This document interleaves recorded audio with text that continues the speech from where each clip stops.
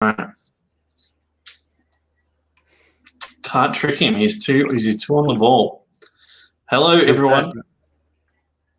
It's Rob the Replicator with Clayton from How to Draw Comics. We thought we'd just chill out. There was a massive stream today, but I didn't get to participate much because I had to look after my daughter.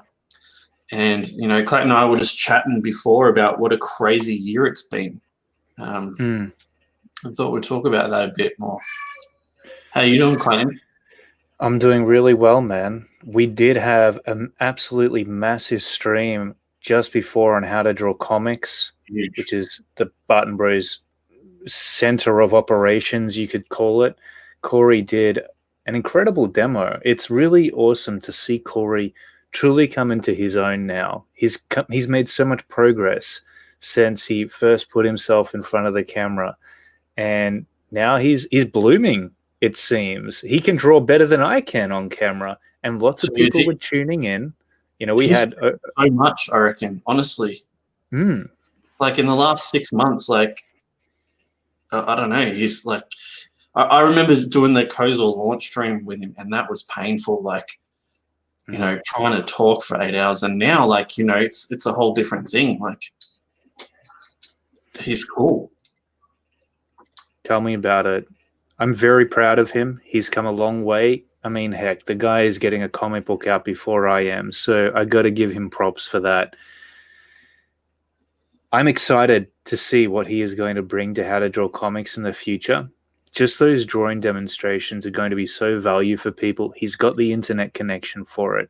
He's got the speed, so he can do a decent demo in, 5 hours? And it was, I thought, really fun just to chill and talk some shit, maybe a little bit too much shit, but I think that, you know, sometimes you got to go with the mood of the stream, and it just turned out that it went down some dark paths. Yeah, we're competing against Malin and Shane apparently, so you know that's how it is. Darren, we better make this worth it. Thanks for joining, man. Always appreciate it.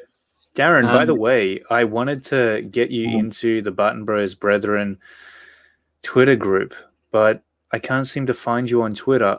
I don't know what it is. He's not on Twitter. So how do I get an invite link to you, Darren? Please let me know. Truth. Hey. Oh, Struth. It's Todd's Truth. Hello, Todd. Are we still friends, or do you hate me now? Why wouldn't we be friends? I don't know, because we disagree on certain topics. Actually, I don't even disagree with you. I'm confused after talking to John and you and everybody else about it. He's on Instagram, Clayton, but I mean, Darren, just jump on Twitter, just log into it so Clayton can send you to the link to the chat, and then don't do anything else on it.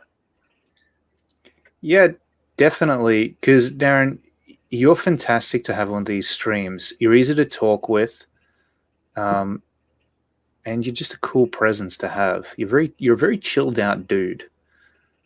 Let's get you on here now. Have you sent him the link, Rob? Guy, isn't he? It's like George. It's like George. Just get it. Just get Twitter just for this. Yeah. Don't use it for anything. George is stubborn though. I'm sure George, you know, if it was going to save his life, he still wouldn't do it. He's like, no, I'm dying. I'm not doing it. No. Yeah, exactly. So we're just gonna talk about like not this year, but like just like over the course of the last year, how insane things have been.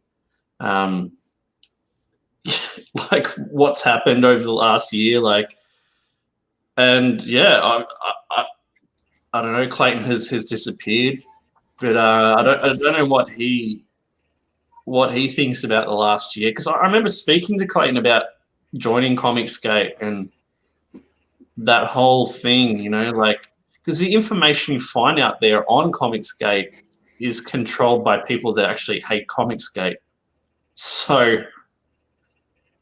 you don't get any real info. Look, that's the thing. Unfortunately, bad news that is untrue spreads very, very quickly.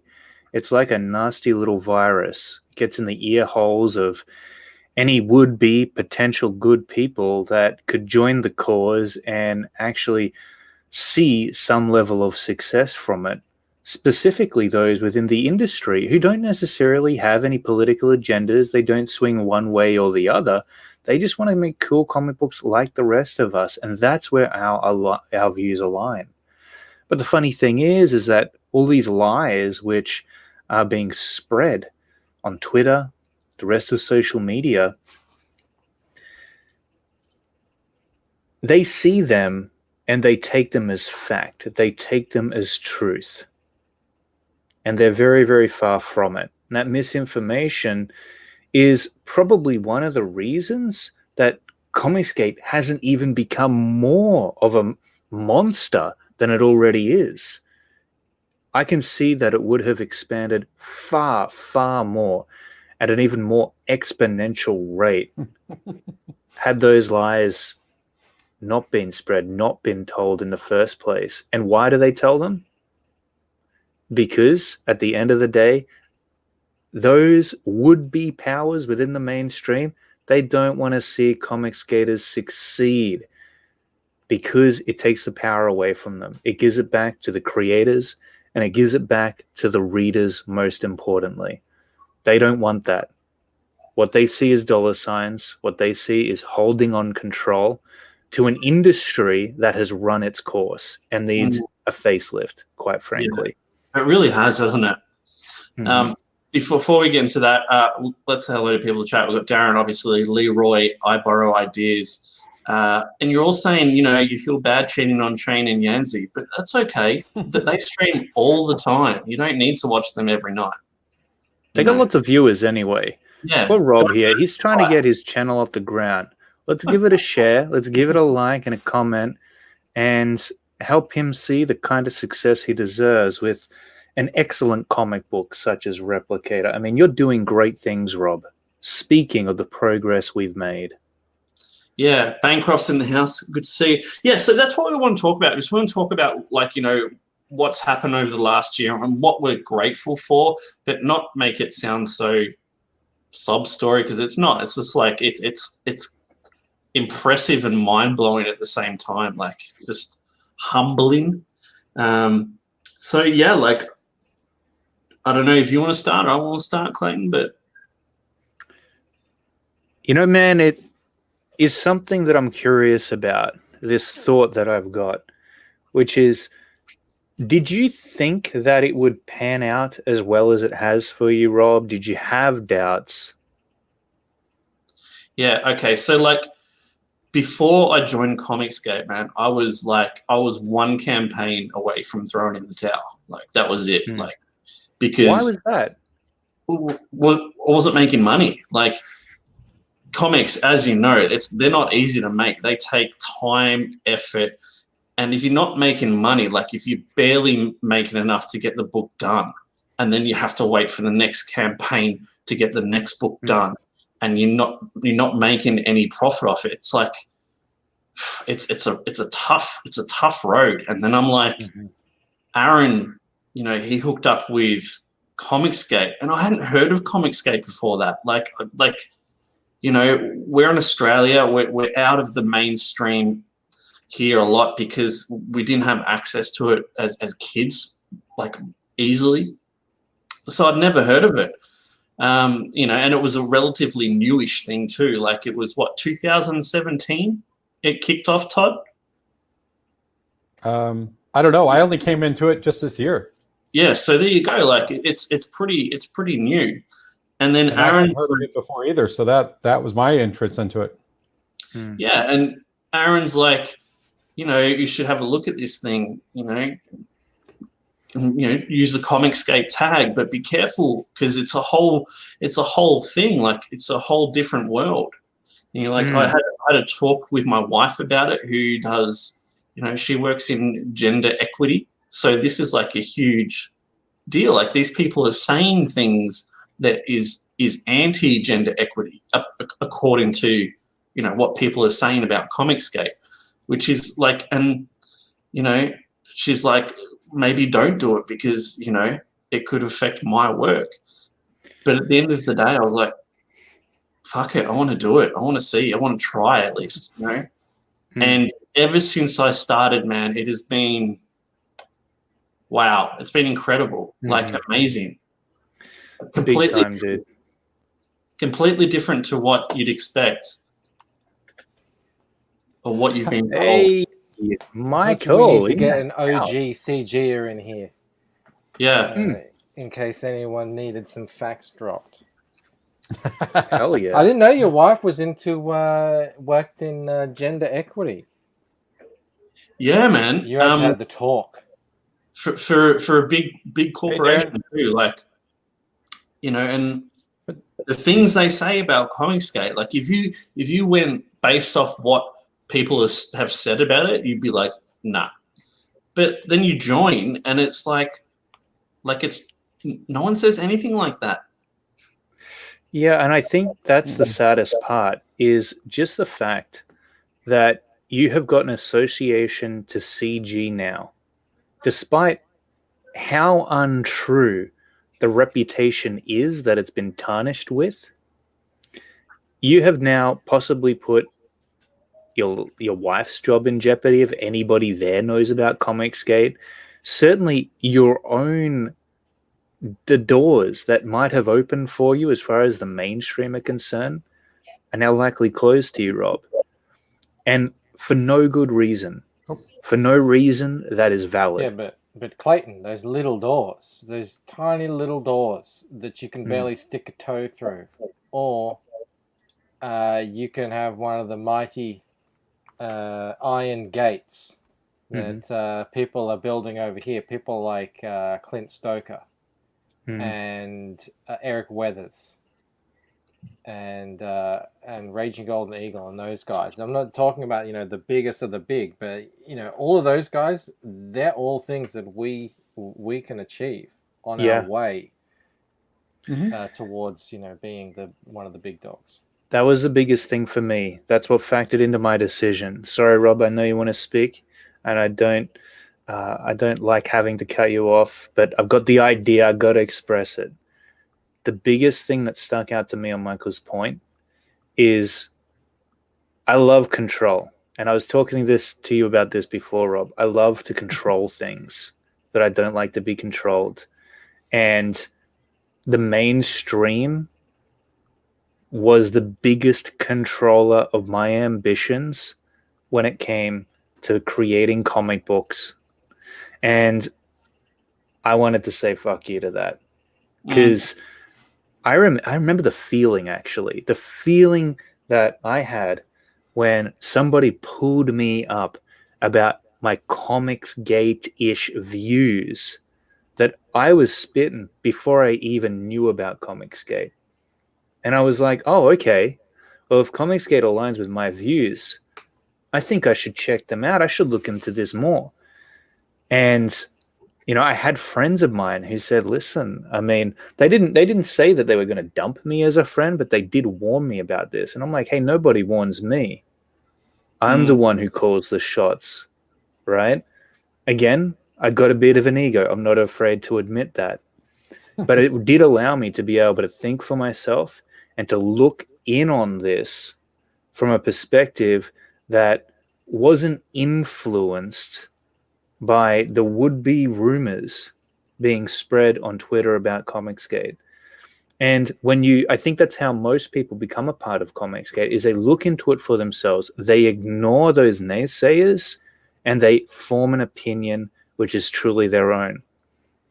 And they realize that all of those lies are just bullshit. Everything that is said about CG is absolute bullshit, and that it is something very, very different, to the point where it's almost a stark contrast to what the SJWs, to what the mainstream claim it to be. I think it's even further than that. They are what we accuse us of. So it goes even further than that. If they call us racist, it's because they're racist. If they call us misogynist, it's because they have, or whatever they do. I am kind of misogynist, just to be fair. No, I mean, there is. Respect Leroy. I wouldn't say that around Rob's wife, though. Well, I've worked in 2 fields that I'm were actually completely. what said, honestly. That's good. What was that, Todd? I said I've worked in 2 fields that were completely taken over by these people. I worked in the video game industry and I worked in Hollywood. Both of them have completely been taken over and destroyed by the same people that do the exact same thing they're doing now in the comic book industry. Is if you don't cow down to them and worship at their feet, then you're the Islamophobes, because it's all they've got, because they have no other way of attacking you except by calling you names. Yes. And that's why when I found Comicsgate, I saw all the stuff about Comicsgate and I went, bullshit. I think a big the same thing I just left in 2 different fields is exactly the same thing they're doing here. I think a big thing, man, is that these people are like drunk on virtue signaling and that dopamine hit of like, oh, look at me, I'm virtuous, I'm standing up for this person. So I've told Leroy before, I don't know if you guys have heard, I used to be a gym teacher at a Boys and Girls Club, which is it's a youth facility activity center for like underprivileged kids. And I would see like these like super liberal girls that were coming to volunteer from like colleges or university. And they would come tell these kids, like one time, this is a story I'll never forget, is that this kid put bubble gum, and he just so happened to be a black kid, put bubble gum in this girl's hair. So he got in trouble because I was the one that saw him do it. And he was crying because he knew he was probably going to go home and get his butt whooped. Because his mom was gonna have to take off work. Well, this girl doesn't know this, and she comes up and sits down next to him. I swear, like, I don't remember the exact story, but this is basically the sentiment of what she said to this little boy was, "Oh, son," or "Oh, why are you crying? I'm so sorry that you're black, that you are gonna have a disadvantage in life because of that, and you're gonna have to work harder than somebody like me." And I sat there and I had to tell this like girl, because she was a volunteer. I said like, "Hey, I'm not trying to be mean, but leave, like get out of here." And then I had to explain to her, I'm like, hey, like you're basically telling this kid that he's at a disadvantage in life. And like that, I mean, if you think about that, like really, like you are just crippling somebody, because anytime that something doesn't go their way, then they can use that as an excuse. Oh, well, they don't like me because I'm this or I'm that. And so, like, I really think it is, like, from what I've seen, is just people are addicted to being virtuous and wanting to see people to see them in a good light on Instagram. And that kind of culture promotes like what I like to call one-upping. Oh, Rob posted this on Twitter, so let me one-up him so people will like my tweet and stuff like that. So that's just kind of how I've always seen it. That's exactly it. It's it's a social media sickness. Just that like they all have to do that. On a small tangent for a second, right? You look at social media and you look at, Trump's the worst, I hate Trump, he's killing all these people, blah, blah, blah, blah, blah, blah, blah, blah, blah. And it goes on and on and on. But no one's asking the question of why do people like him? What is the reason that, half of America want to see him back in power? It's just what the problem is with that, Rob, is we have 3 major news media organizations. We have NBC, CNN, and Fox News. Every one of them either have one's in Atlanta, one's in DC, one's in New York.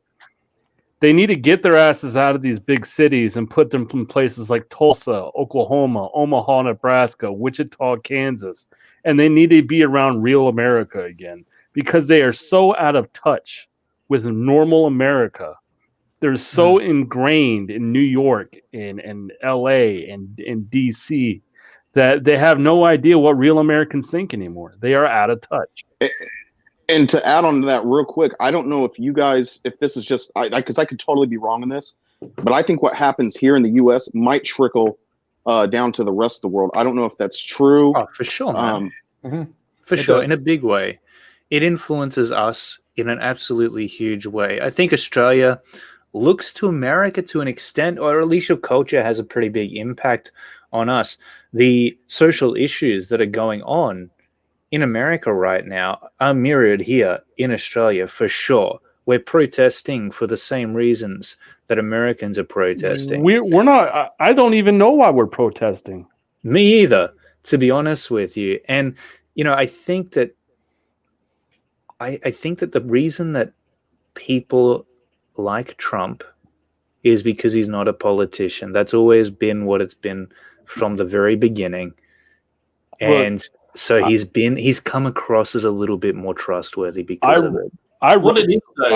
I wrote somebody in on this election because for me, if you're going to be the leader of a military, you have to have served in the military. So he is not qualified, in my opinion, to be president of the United States because you're going to give them a guy you have to have served. So I wrote somebody in. Like, I mean, Was it Kanye? Did you write in Kanye? Did Kanye serve in the military? Yeah, but Kanye is never going to win. So, but yeah, like not all Republicans, and I'm on the right. I'm very conservative, and I won't. Trump to me is not even a Republican. That's what's mind-boggling to me is these people on the left are calling him like but he's not even a Republican. Like, not really. If you look at his policies outside of who he's appointing to judges, you know that's pretty conservative. But he's not a Republican. He's very centrist. Yeah, I mean, someone needs to explain that damn election map to me because it's like 90% red. So he's losing. The electoral college. It's electoral college, and the reason why it's important, and the reason why it'll never go away, is it keeps states on level with each other. So New York can't ever tell Kansas what to do. You know, because New York's population is so big that if it just went by the popular vote, then New York and California would dictate the way the rest of the countries ran. Right. So the electoral college was put in place so that can't happen. So you're going to see that changing too. You're going to see that changing too after the 2020 census, because so many people have left New York and California, that there actually looks like they might lose electoral votes. Right, I thought you were about to say the electoral college is going away. I was like, no. The number of votes they have, because so many people have now left for Texas, Florida, Arizona, Nevada, that it's going to drop them down in population, so they'll lose electoral college votes. And to your point, Clayton, I would say this. I would say, I mean, we're similar. We're both Western countries. You know what I mean? But the difference is we're an armed society in the U.S. And I know we talk a lot about that and we giggle and whatever, but that means a lot. That means our government's never going to come knocking on our door telling us what we can and can't say. Dude, honestly, I don't believe in our political system all that much at all. And I'm not going to declare what my voting process is, but I will say I have a minimal amount of participation because that's unfortunate. At the end of the day, there's been nobody who I've looked at and said, I want this person as the leader of my country. And when somebody does, I'll get a little more involved than I am. But I got to tell you that I got a lot of problems with our government and our political system for a lot of different reasons, and that's one of them. I really hate the idea that we have no ability to truly protect ourselves. We got a baseball bat and we can have knives, but that means squat. Yeah, and I'm not trying to get on like pro guns. That's not. I'm just pointing out a difference of. Yeah, I get you, man. I totally understand. Right. You know, it's a different ball game here. Honestly, I pay more attention to what's happening over in America. I don't know who's running our country half the time. That's how uneventful it is for me. It's a supercomputer. But I don't depend on the government for a whole lot. You know, we've got a lot of great welfare. We got a great welfare system. And that's part of the plan now, isn't it? That people depend on, and so you know they look at that, and they get pissed off if things go one way or the other or anything changes with it. I'm barely paying attention to any of that stuff. Any government controlled run stuff, I'm really oblivious to. Yeah, it's very dangerous once the government gets the people. And that's why, like, what we're seeing in the United States is healthy, but unhealthy at the same time. Yeah. It's very unhealthy when you get the population to rely on the government. It's so weird, man. Anything. Because at the same time, I think we have a very lucky country. I think we have a brilliant country, and that people who complain really need a reality check, because America and Australia, I would say, the Western world, is the most progressive portion of the entire world. Mhm. And if you want to change a sea change, go to any other part. Like 80% of the rest of the world is fucked up in comparison. Oh yeah, I was. You want equality? right? Fix like the rest of the world, man. So Yeah. we were talking about misogyny earlier. One of my first reality checks is I went to the Middle East. I went to Iraq. The country was Iraq. These are big places. So I went in there. I went out there, and then I went off base, and we were going around town. And I look out the window, and there's this guy sitting in a lawn chair, in like very short shorts and a white wife beater, sitting in a lawn chair watching his wife, I'm gonna guess, or daughter, in a burqa, black burqa, head to toe, in about 120 degrees, mowing the lawn. Oh shit! It was me. That's what I make mine wear. Well, that's the thing, man. If we did that, it'd be it'd be just class as abuse straight away. If we did anything close to that, except, you know, there's certain demographics that get a total free pass with it because it's their culture. Mm-hmm. And I think that, look, man, I mean, I don't want to get into it, to be honest with you, because I could say a lot of shit that'd get me beheaded. But honestly, yeah, I think the reason that Australia is the way it is because of the founding fathers, and I'll leave it at that. If you change it too much, if you accept influence from other portions of the world that are less developed, you'll lose those freedoms very quickly. I would take it a step further and say that Western civilization as a whole is based on the 10 Commandments from the Bible. And the more we rebel against that, whether you're religious or not, I don't care. Whether you believe in Jesus Christ or not, I don't care. The entire ethos of the Western civilization is based on 10 Commandments. And when we start rebelling against that, and whether, you know, you don't have to be religious to say, hey, these are good laws to live by. Yeah, man. I 100% agree. You'll just run into less trouble if you don't break any of those rules.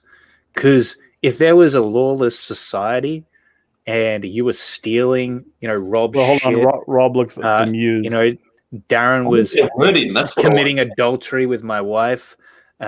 You know, Leroy was committing murder. I mean, there'd be a lot of chaos. If everybody followed those 10 Commandments, though, there'd probably be world peace. You know, it basically says, mind your own damn business. Again. I was in Dubai, right? And I was walking just in the hotel lobby, and I went around a corner, and there was a woman there. Yeah, Dubai. She freaked out. She freaked out and fell to the floor when she saw me.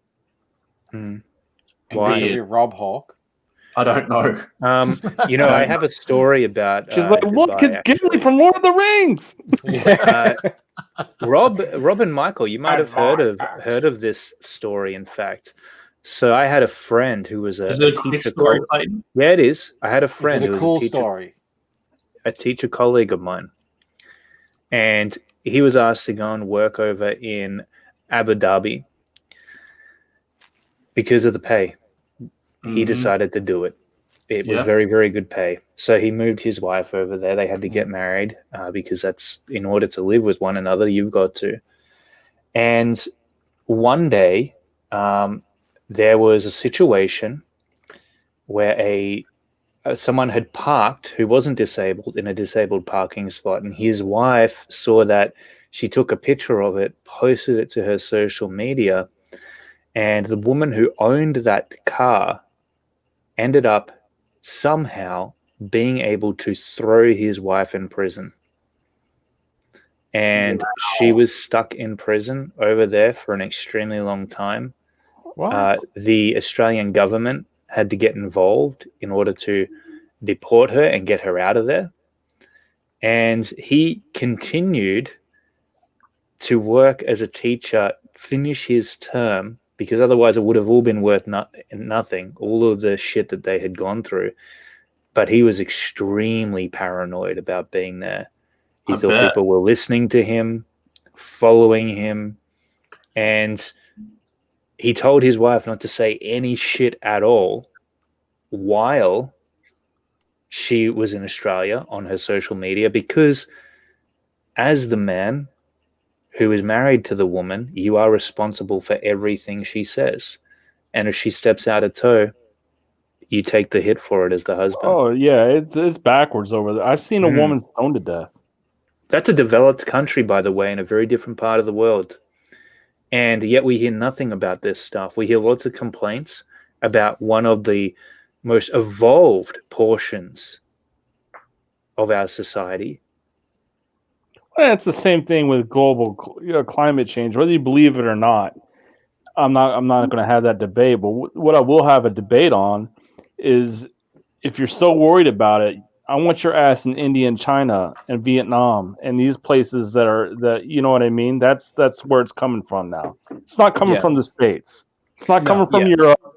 It's not coming from Australia. 90% of it's coming from China. Have you been to Dubai? China. I have. It's insane. The airport. No. It's insane. It's I don't it's set like foot in any of those a countries. 10-year-old like unlimited money and just let him build whatever he wanted. It's crazy. It's almost like first of all, we're learning now it's unsustainable what's going on over there. Like, we're learning that real quick. You know, like with the World Cup, they're supposed to have the World Cup over there. They're having problems. Or was that? Yeah, it's all. Or That's am I right? Qatar. Qatar. Abu Dhabi, Dubai. Right. Doha is Qatar. Yeah, it's,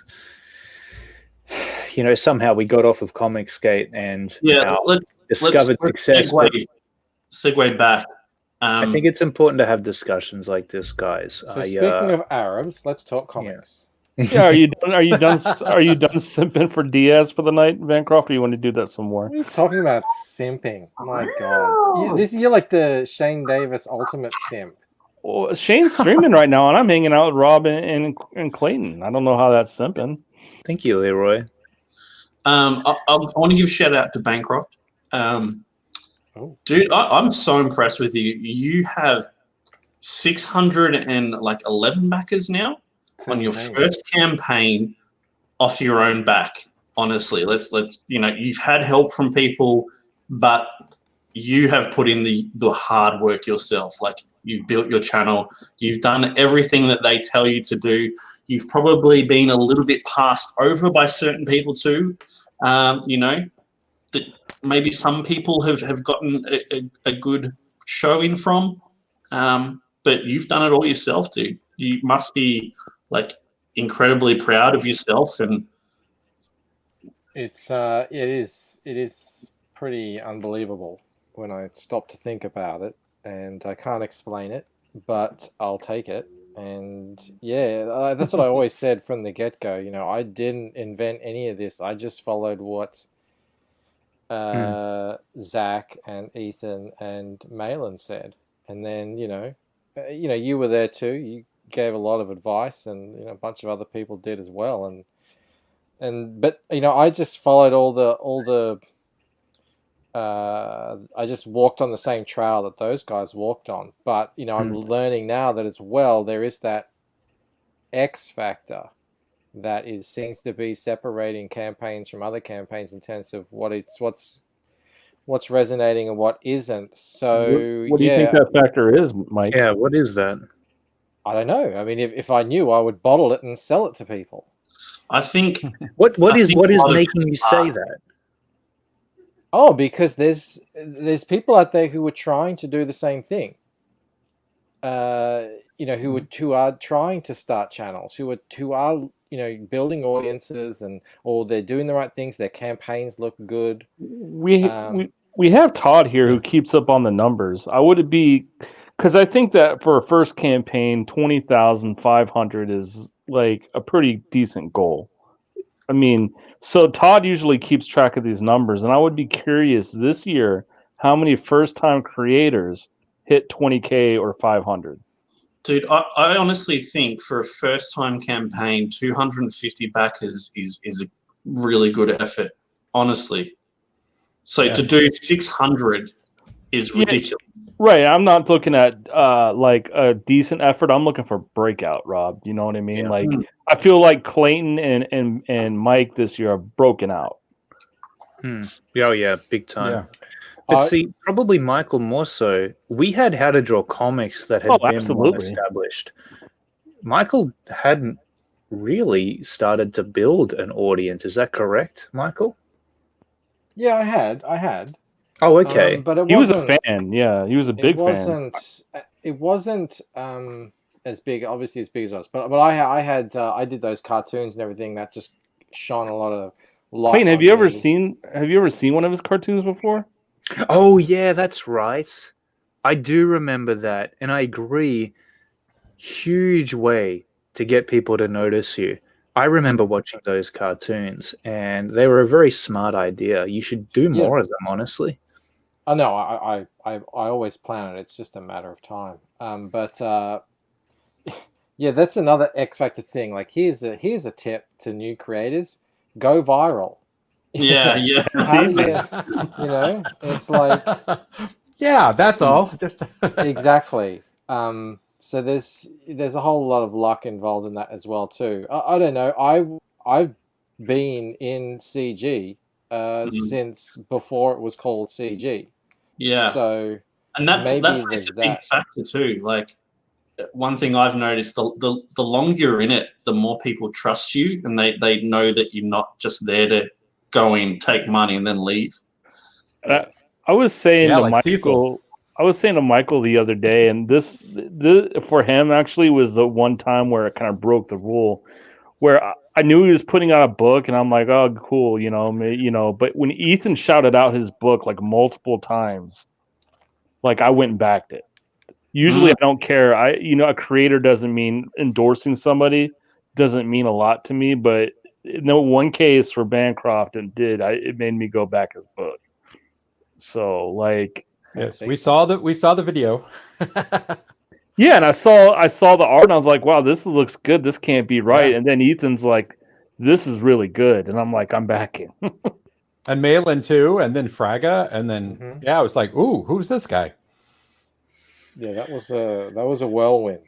I just went from in that first month, I went from just being a guy in all the chats and everything, watching all the shows. And I had a book, but I mean, so what? Sort of, 24 other people I'd spoken to Ethan and John and Dan and, been on a couple of their shows. And that was a massive whirlwind experience.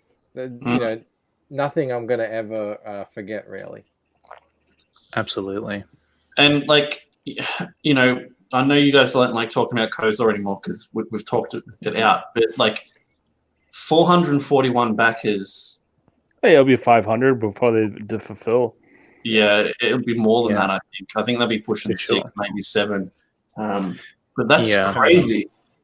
I mean, not to brag or anything, but I promote you guys all the time. Thank you, man. Rob and Clayton, Corey, and Michael. I put things up about you guys all the time because I think your projects are awesome. And people don't understand. I don't promote things that I have not personally backed myself. Yeah, in the same way, Todd. Same way.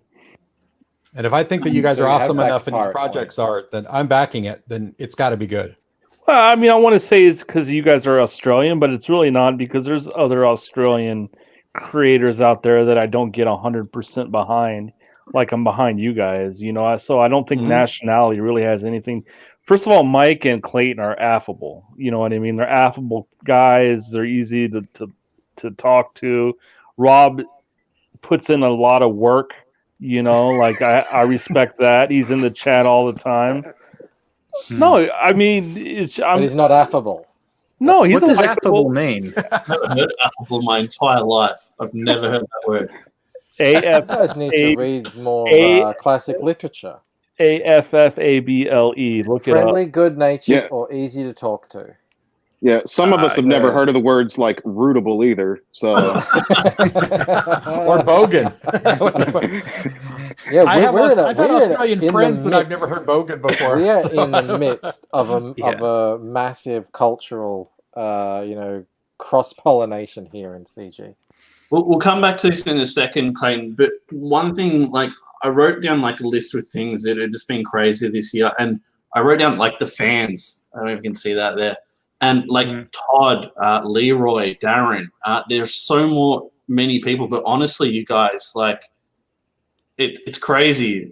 Like, you know, to have actual fans that want to see you do well. That I had one guy who has backed every single, you know, issue of my book, like variants, virgin covers, and he found out that he didn't have one specific one, so I've got to send that to him now. Like, Is that George?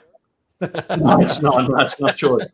But like, yeah, like, dude, we appreciate it so much. You don't understand. Like, honestly, like, it's a little bit different with us though. Is like there's so many of you guys that Ethan draws you in, Zach draws you in, you know, whoever draws you in. Like I've heard Tug a couple times, believe it or not, it has brought people into CG, but then you filter down, you know, and you're like, okay, well, you know, Shane and Bancroft are my guys, or PTP and, you know, whoever, you know, like you end up there, or you end up with like there's different cliques within CG. yeah. You know, you got your Rot 10 clique, you got your UK guys over there doing Mary's Boys and whatnot, and now you guys are forming a clique. And I know you guys happen to be Australian, but I don't think it's national. I just think you guys get along great. You know, I really don't think. I think even if one of you guys were American, that it would still be, you guys would still end up clicking with each other, kind of thing. But there's different cliques within CG, and then you start feeling like you, as a fan, and Todd can speak to this too, and Darren, but I feel ownership in your campaigns. It's really weird, you know? That's awesome. Well, in a sense, there is that ownership because it is your support that has allowed us to bring these projects to life, to actually create them and have them happen. So it's a collaboration that we're all a part of. We might be creating the book itself, but you guys are kind of taking care of the rest. I mean, Todd, he's promoting us. He's said that. Leroy, you promote us. We promote one another. And we couldn't have done this without you. That's the reality of the situation. We depend on the fans. And so we care about them a lot more than they probably realize, to be honest. And like, you don't get that with the mainstream. The mainstream, it just feels like you could buy a book, you could not buy a book. It doesn't really matter. They don't know you. They don't care about you. They're not making books for you half the time. And I don't know if you guys realize how much you actually help us. Like, you know, your mods on other channels, and I can go to Fragger's stream, right, and I'm a mod, and I can put a link in. But it's a lot different when, you know, a fan does it. Like, I want this person's book is cool, man. Check this out. Rather than me just saying, look, my book's cool. It's a whole different thing. So, like, without getting all mushy, we seriously appreciate it. So thank you. To take about the year in review too, another cool thing about this year is now I'm at the point where I only have to back projects I want now. I'm not obligated to back. You know, there's a famous campaign that I always talk about in Bancroft's chat that I'm not going to back. Todd knows what I'm talking about, but I don't feel obligated to back it. Charlie's London is a great example. Obligated that I back it. Right. Yes. But Charlie's London is a great example. She put out that book. I don't give two shits about Charlie Chaplin. I like her. And I love her enthusiasm for it. If this was 2 years ago, I would have backed that book. But now we're in a position now that it's funded. I don't have to back it. It's great. It's a good position to be in, I think. Yeah, absolutely. So back to this, Clayton. 441 backers. That is just crazy, dude. Mm. What do you- Yeah, what it's do you- really phenomenal. This art was tidied up by Clayton, but this is Clayton's first book, and he did this, 2 years ago or something originally? Corey, yeah, he actually created this. I did the cover from scratch, so we did a beautiful new cover for it. And then, as far as the interiors are concerned, Corey wanted a little bit of an update. You know, he felt that there was a need not to release Kozor because he wanted Kozor 2 done and hoped that if Kozor 2 was done, maybe the backers would overlook the less masterful art of Kozor 1, you could say, the less developed art. And who could blame Corey? You know, this was one of his first comic books that he did. He had a few pages under his belt with a comic book series called The Vault, which he did for a client, and that was great. That gave him a taste of what it took to actually create a comic book, but he was a very young artist. He still is a very young artist. And so by the time he had finished Kozor 1 and basically completed Kozor 2, they looked like very different books in terms of quality. And so I said, look, man, you don't have to wait until Kozor 2 is done to release Kozor 1. What if I went ahead and I remastered all of the artwork, meaning that I went over the top of the line art, I redid the colors, made sure that they were balanced correctly, harmonized in a beautiful way, and really made sure that we were giving you guys the best version of the comic book possible. I'm not selling it. I want to tell you guys why we've done this and why we've put the work that we have into this campaign, because it sounds weird when you tell people, oh yeah, Clayton's coming in over the top of Corey and redoing it. But it's like, what the hell? Why is he doing that? Yeah, I didn't just handball you that little segue. I'm happy that you you are so good at selling Kozor now. But what I was getting at was watching him draw today. Yeah. The guy is a insanely talented artist now, and absolutely, he's actually he's probably creeping up or has crept up into my top 3 favorite CG. Wow. I was dead serious when I said today that I wanted to see him and Snogans by themselves drawing like the same subject. Like he's changed too. Like he's changed from the success of this campaign, but in a good way. Like he's more motivated. We're talking about him before the stream, like how much he's improved being on streams now. Yeah, personality. His personality's starting to come out. He's not so clammy. You know, I mean, he's opened up a little bit. I mean, he's getting better. Like, I don't know why Clayton. Like, it feels like Clayton's trying to take the training wheels off. I think he could do it, Clayton. I think he's ready. Yeah, I think so too, man. And I'm glad because it means that I can kind of leave him go. I can send him out into the wild knowing that he's going to do really, really well for himself. And that's not my opinion anymore. That's you guys. You guys are the one who is convincing me that he's good to go now. And so I think that Kozor 2, I'm going to have a very minimal amount of input on that. Kozor 3, forget about it. He is handling that himself. In fact, just last weekend, I said to him, look, dude, what if you just ran your own campaign for Kozor 2? That makes sense to me. You know the ropes now. We've gone through it with Kozor 1, and I can help you out, sure, where is needed. But maybe it's time for you to actually take a little bit more control here and hold it in your hands, right?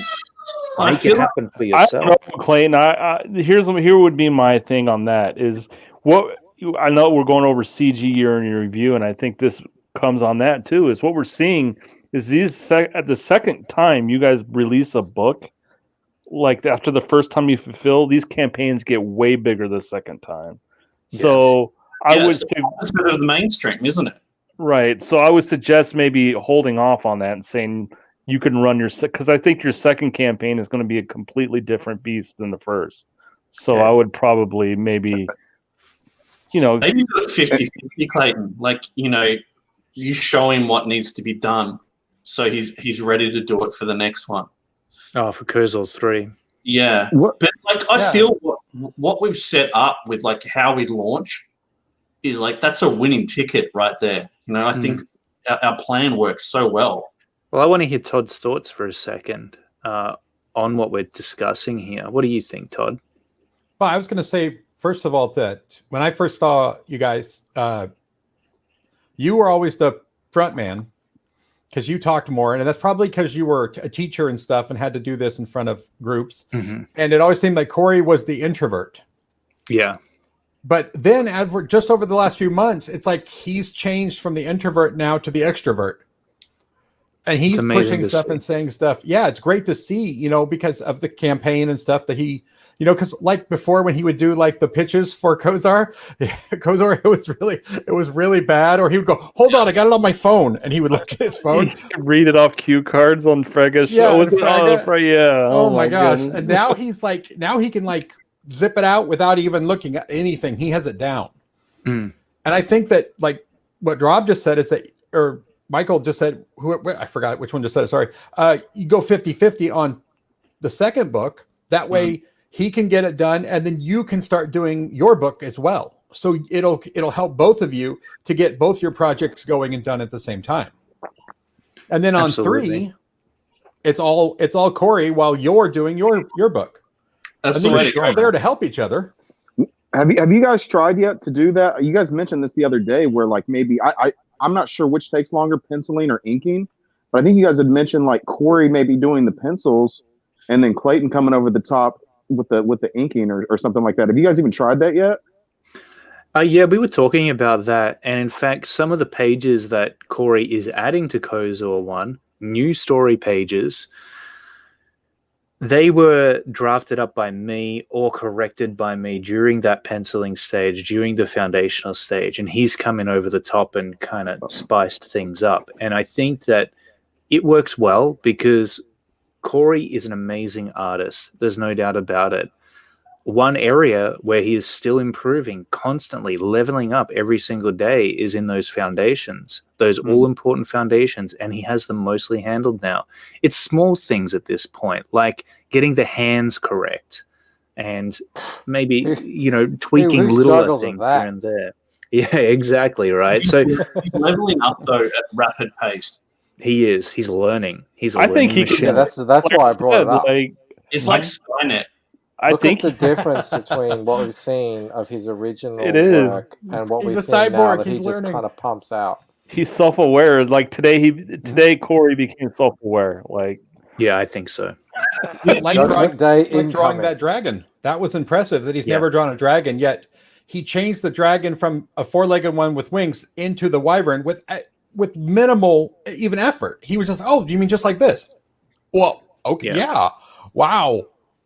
And he's like, I've never drawn a dragon. What? Well, to be fair, he's never drawn a sandwich with an octopus on top of it either. So yeah, that too.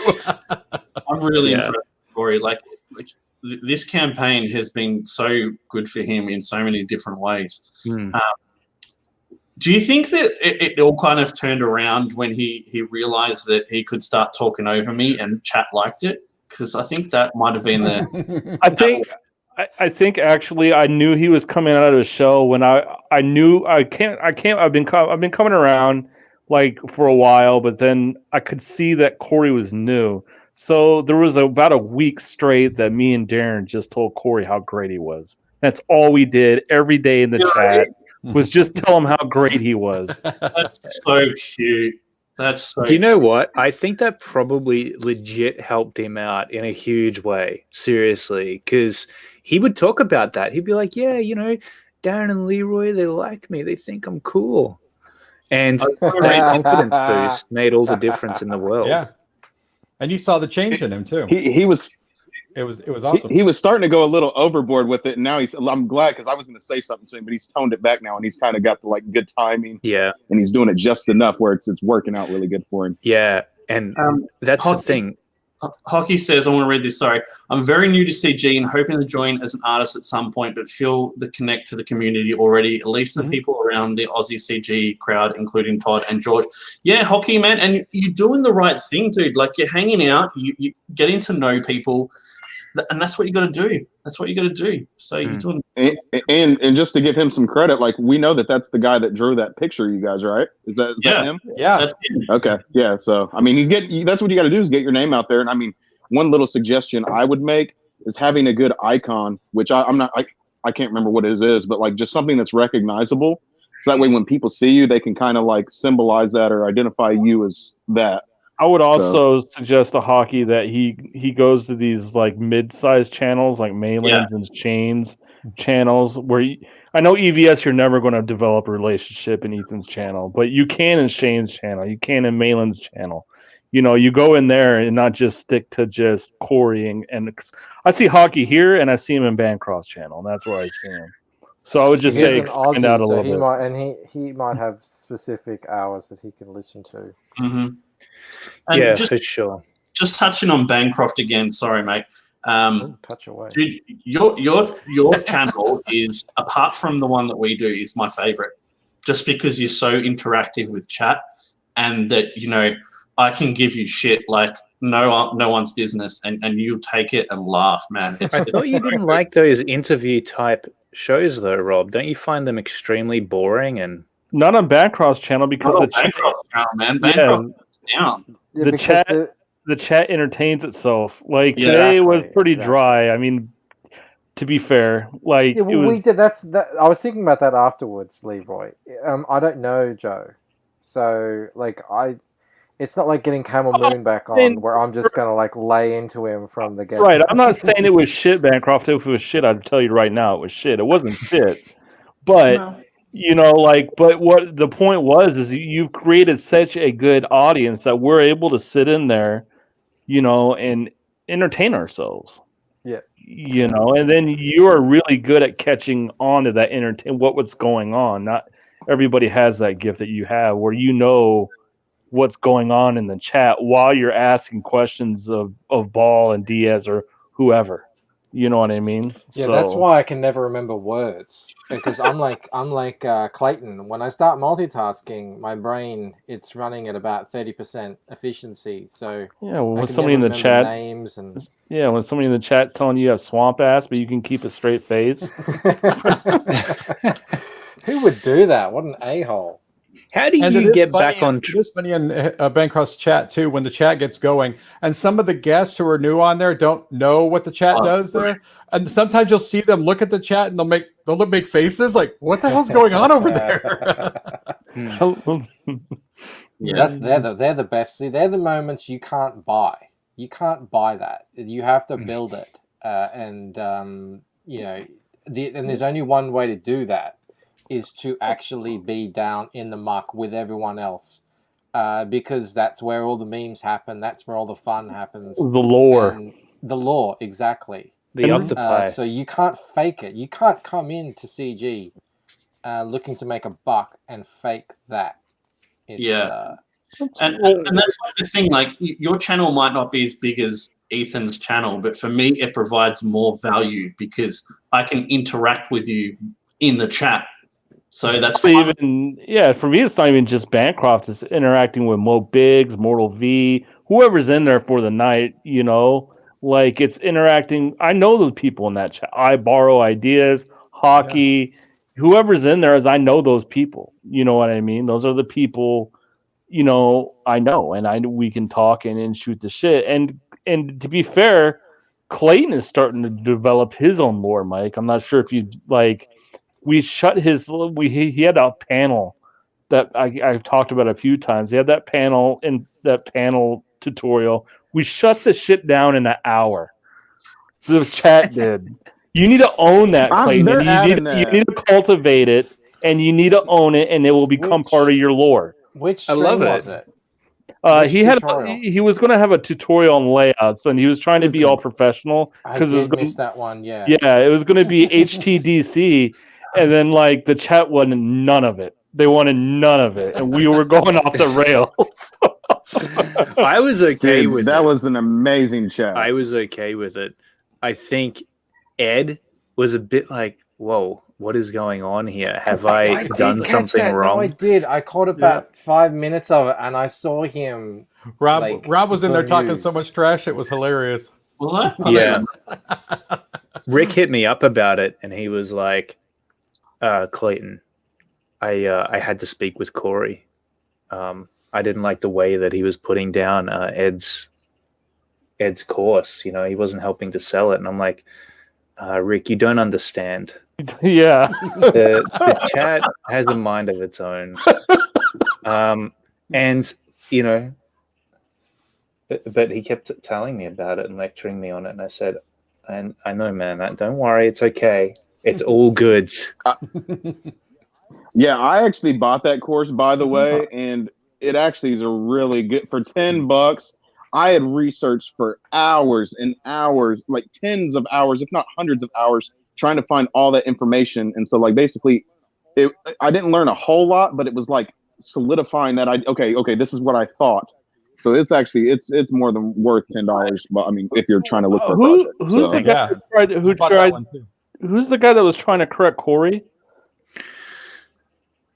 You I'm just need to gonna bring say- him- you need to bring him around so he understands. Yeah. Like, Yeah, look, man, me and him have, I think I told him that day, I said, listen, I don't need you lecturing me. And he was basically like, yeah, I know, I'm sorry. I just decided to tell people how I feel from now on.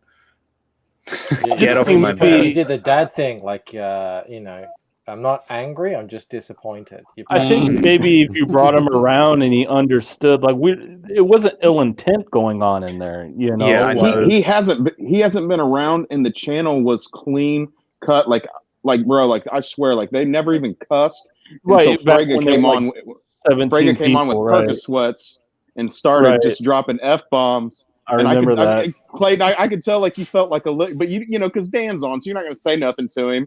But like, yeah, I mean, I think it helped. But I could tell you, like, that was the first time, because yeah, like I'm really like a Cecil type character, and I know you guys don't know that because you guys see me behaving and like, because I was like, you know, I'm being respectful because you guys are being respectful and professional. So I didn't want to come in just I like it being when a nuisance. I like it when Clayton, he has to look to the right, his right, when he has to read the chat.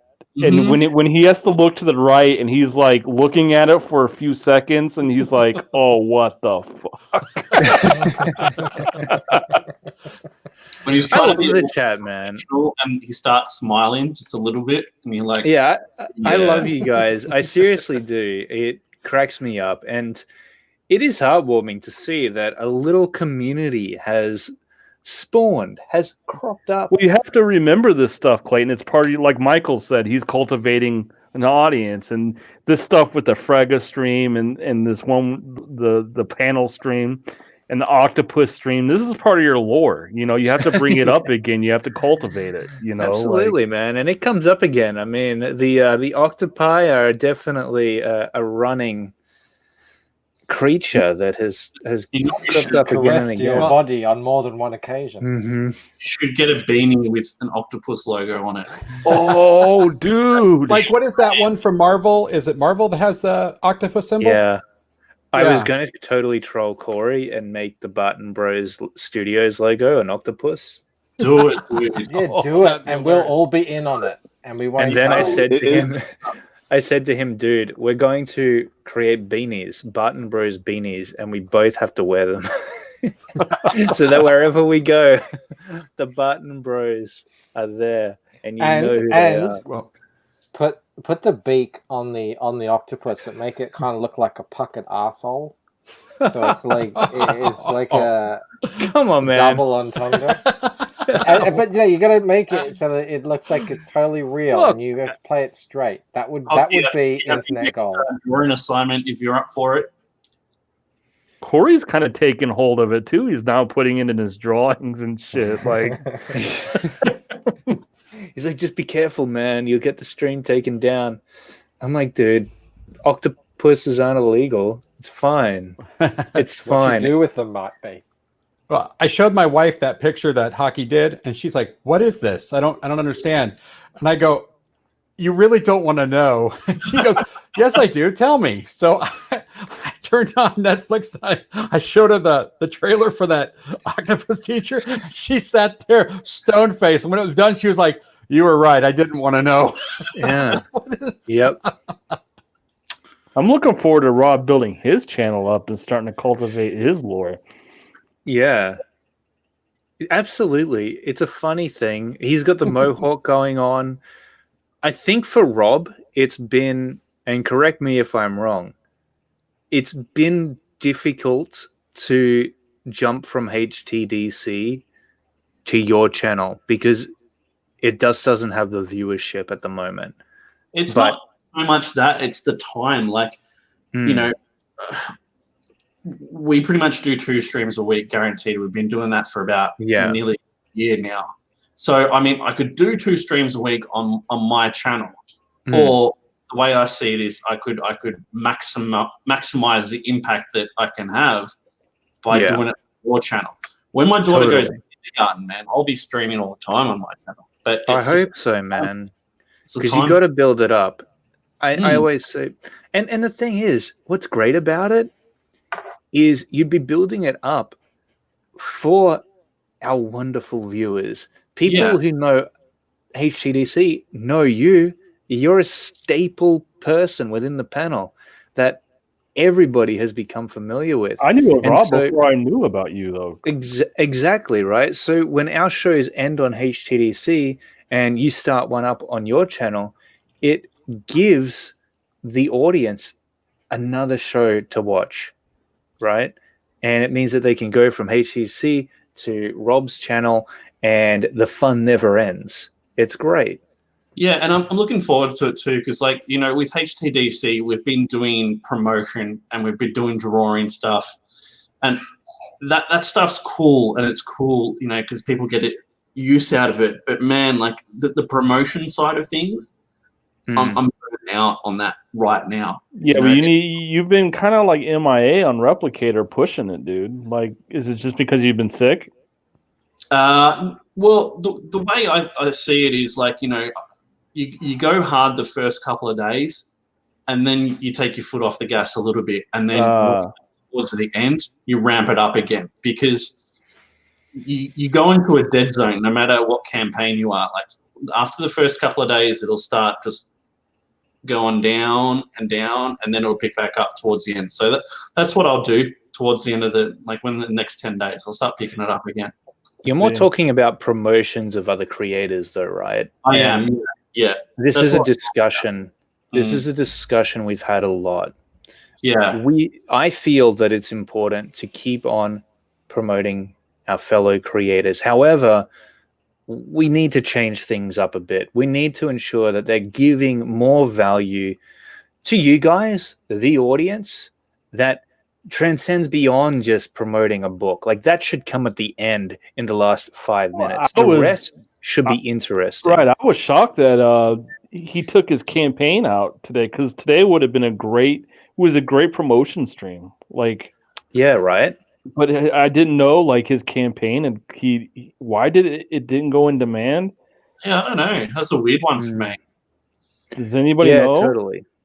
I just woke. Are you guys talking about earlier in the stream? Because I had woke up towards the end of that, so I didn't.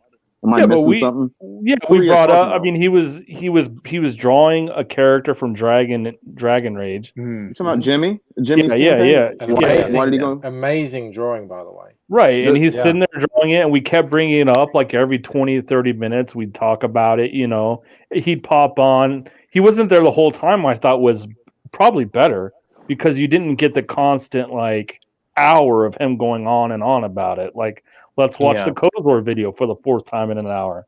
And it had 700 views too, like, by the time it ended. Yeah, it was huge. He popped in for 10 minutes. He left. He came back, but, like, it was not overshilled.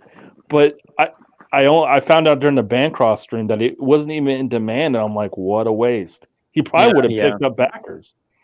Yeah, I would say so, for sure. And that's kind of what we need to do. Does he have his own website maybe that he's planning on selling it, like an Etsy store or something? I don't know if I've seen that. I could totally be making that up in my head. Like, I don't know if he's planning on. Well, he's got pageonecomics.com, which Okay. he could very well potentially end up putting his book up there for sale.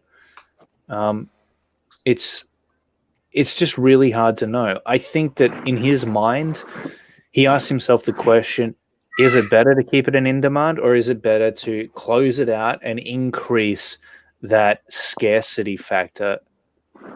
He decided to increase the scarcity factor and probably didn't see the amount of backers that he would have hoped for jump on board. And I could tell that.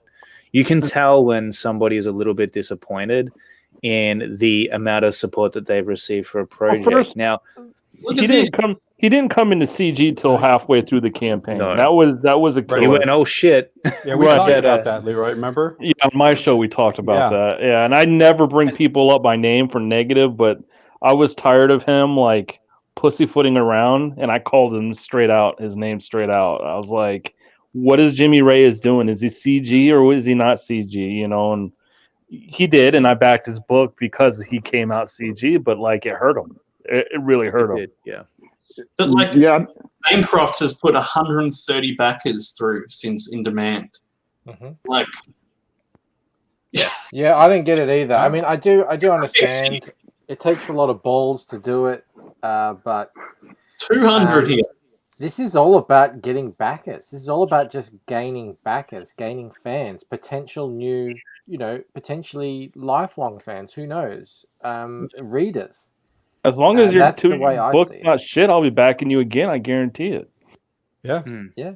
Well, like I said about promoting, if you got fans who are promoting you, like I did the other night, I was surprised when somebody completely new that I didn't know that backed Bancroft's book, that had never seen. He saw your guys, but he'd never seen Bancroft's. And when I did that thing the other night, he said, "Thanks for showing this because I never saw this book before." Yeah, and he backed Bancroft, and I was like, "Oh wow, okay, well that's great." That's great. I wonder how you guys do it. Like I think I mentioned to maybe Todd or maybe Darren, but I picked 2 campaigns at one time that I get behind, like fully, like get behind. Like 2, they can't be in demand; they have to be in funding. Like, and I pick 2 and I push them, and those are the 2 that I push. And it always has to be something that I backed. But like I figure that if you do more than that, then you come off as disingenuous. Yeah, I agree, man. And I mean, the thing is it's a difficult thing to ask ourselves is how much, like, because we get creators coming to us all the time to jump onto our show, and in my mind, probably the most ideal way for them to play out on our show is as an interview where we get to know the creator, we get to understand them as an actual person. Because I think that when you get to know somebody, it gives you an additional level of insight.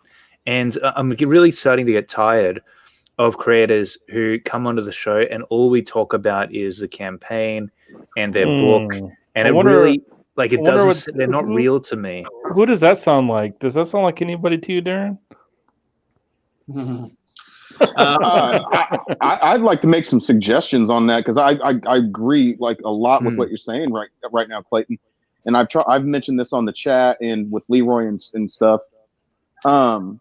I think it would probably work. I mean, for your channel's sake, bringing on creators and letting them pitch their campaign for like 5 to 10 minutes or something, like, because I don't know if it got mentioned the other day or whatever, but like when you guys are like trying to be enthusiastic for people that you guys bring on and you're trying to like, yeah, look, and get them excited, it's extreme killer in my opinion. And then like, you get guys like Joe Catapino or I don't know how to say his name, but that dude's like a freaking rock star. You know what I mean? He was excited to be there.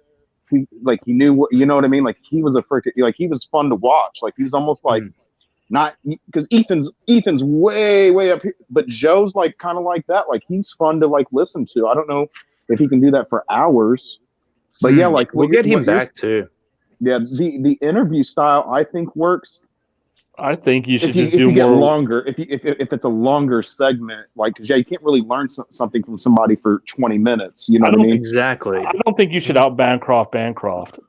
Yeah, and I think that's the problem. Like that's the highest praise, Mike. That's not an insult at all. I'm saying you've got that format, and you have it down to a T. Nobody's going to outdo you. But what Corey did today and the way you interacted is maybe what you do is say, all right, we'll bring you on. Corey's going to draw a piece of fan art for you in an hour or two, and maybe not so detailed as what's going on with what he's doing now. But while he's drawing, you put that up, you put everybody else on the side, and you start talking about things maybe not even about comics, or whatever. That's a great idea. That was a very fun show today. Yeah, that is a great idea. Thank you, Leroy. I'm really going to consider that. Someone clip that. Well, you love my ideas, Rob. You rip them off all the time. You don't need to clip that. It's so true. That's awesome. I always steal from genius. What can I say? But yeah, we got Corey now. With those half-hour creators things that we do, like where we have 4 people, like some people, man, it feels like you're pulling teeth, like to get some energy and excitement out of it. And like you're saying, Joe Catapano was great. And half of that is because we love seeing what he was actually doing. So we're excited about it. So he's excited about it. But like when you have campaigns on and the art's like it's not good and the person's not, they're not excited. That's tough. What's even worse though is when the person's really excited but the art's not good. Then it's awkward. Well, and everybody has their own threshold of how much they can sit there and jibber jabber or make shit up or come off top of the head and things that they got to say. And I think I've seen other people do this where they bring creators on and give them 5 minutes, 10 minutes. And I think it might help you guys. Yeah. By stating that to them, like, hey, we're going to give you 10 minutes on our show. So that way you don't get that oh, they only let me on the show for 10 minutes. They don't like me. Yeah. Like when I think Clayton is trying to get to know Peter somebody. Cimini does it. Though, and you can't get to know somebody in 5 minutes, but doing that sit down 60 minutes shit's kind of lame. You can't do that all the time. Where I was going with 5 minutes is even one of the most boring people can talk for 5 minutes about if they're giving a subject, their campaign, they can talk about their campaign for 5 minutes or 10 minutes and it not be whatever. But when it starts getting to 20 minutes and you're dealing with somebody and they're just, so this is my, it's, and you guys are there. Oh yes, looks great. I just think that Bancroft does it the best. Of all the shill streams out there, Bancroft has the best. It's the most. I learn more about books on Bancroft stream than any other stream. It's not even close. That's the thing, Leroy. Clayton wants to do it that way, but we can't do it that way because we're not streaming 5 days a week or 6 days or however long he does it. Yeah, no, but we do it once a month, and we just pick the best creators that we want to interview most. Then we go back to the same argument we keep having. That then we get a backlog of people that we're not promoting, which is what we want to do because we want to give everyone a fair shot. Yeah. Yeah. The thing is, I don't know what the answer is, man. And the hard thing is too, if you look at some of the guys, this is a new medium, with the whole YouTube and stuff for a lot of artists. If you've ever gone to cons, you see most artists will sit there in the artist alley like this and looking down and drawing, not interacting, not looking up or anything. And this is a whole new medium for a lot of these guys who are introverts. And introverts do not do well on this kind of medium, as I've seen of several people. You have to draw them out of their shell, and you get them to talk. And then they'll get them excited about their own campaign, because once they show their excitement, it makes other people excited for those campaigns. I think that's only part of it, guys. What I think a point that I've been trying to, but I've finally come up with it is when you have them on. Clayton, this is usually the third or the fourth time we've seen them. So we've heard everything you're asking before, we've heard it before. You know what I mean? We've heard it from Mandy, we've heard it on Bancroft's show, we've heard it wherever. I know you're getting to know them for the first time, but for the chat, we know we've already heard it. I wasn't going to go there because a lot of these guys are fresh faces to me, but I'm more where kind of to go with what Todd was saying is like for these introverts, like I think it's worse to be bad on streams for your campaign than to be good on a stream. I mean, or like, you know what I mean? Like it has a net like worse or effect. Whereas like because you don't have to be an Ethan to be successful, but if you're bad on streams, you're not muting your mic, you're eating stuff, you're interrupting people. I think like to me, like that turns me totally off from you. And then I'm not likely to like look at you again. And I think it's a lot harder to, you know, with 5 minutes, you have a lot less leash, you know, length of the leash to hang yourself. I don't know. You know. I would think that when you want to draw somebody out, you want them to talk about something they're excited about. Like if you're having Clayton sitting there drawing one of their characters and they're not excited about that, then I don't know what the hell they're going to be excited about. I can draw people out, man. Like, and that's the thing.